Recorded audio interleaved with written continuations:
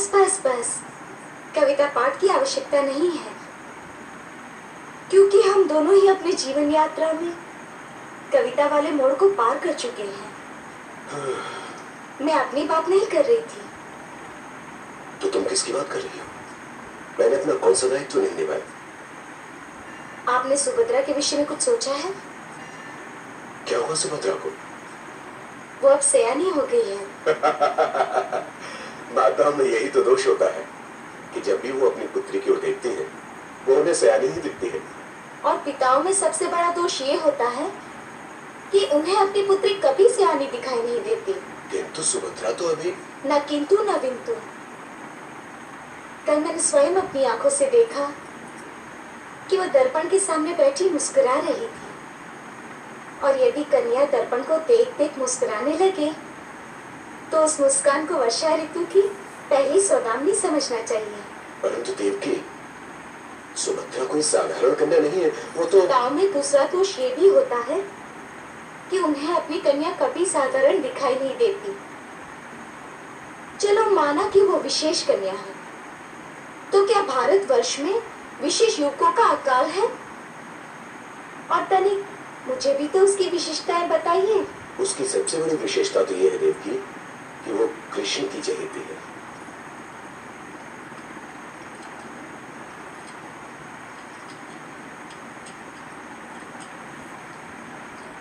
प्रणाम पिताश्री।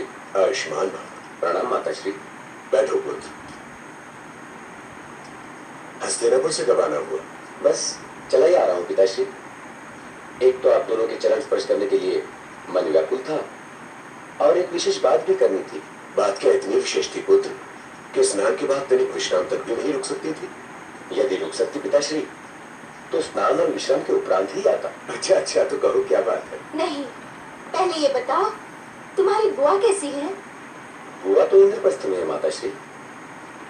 युधिष्ठिर के नाम का डंका बज रहा है। परंतु ये सब बातें तो तुम अर्जुन से पूछ चुकी हो प्रिय। अर्जुन? क्या वो यहाँ है? हाँ, कृष्ण के भवन में ठहरा हुआ है। कृष्ण ने उसका प्रस्ताव तो नहीं रखा? प्रस्ताव? तब तो ठीक है।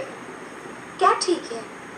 वो है क्या माताश्री कि मैं वहां हस्तिनापुर में लगातार सुभद्रा के विषय में सोच रहा था, और डर रहा था कि मेरे आने से पहले आप लोग उसके विवाह की बात कहीं पक्की न कर दे। तो क्या कोई विशेष वर है तुम्हारे ध्यान में? विशेष जैसा ही विशेष।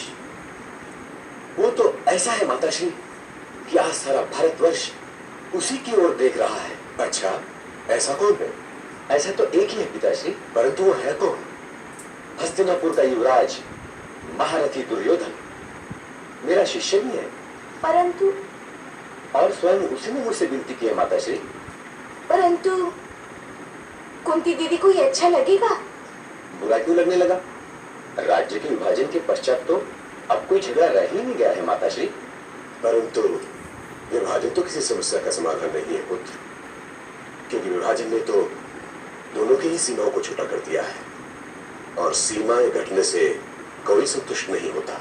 परंतु मैंने तो दुर्योधन को लगभग वचन दे दिया है पिताश्री।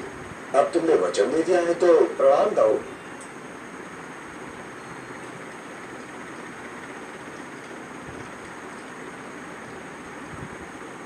आयुष्मान भव। लगता है दुर्योधन ने बहुत ही जी लगा के सेवा की है।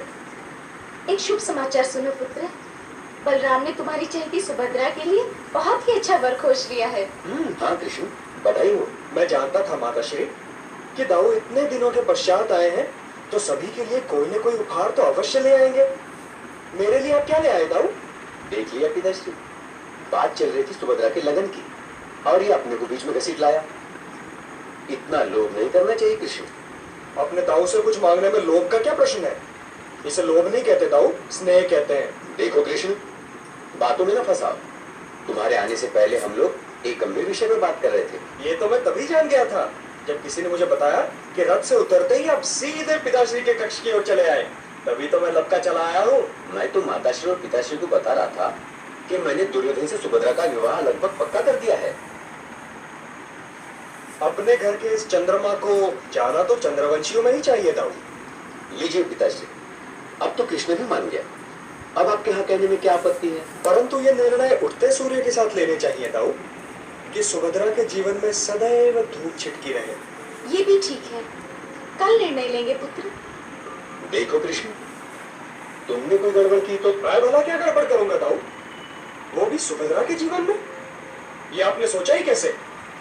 और आप भी उसका बुरा थोड़ी चाहेंगे।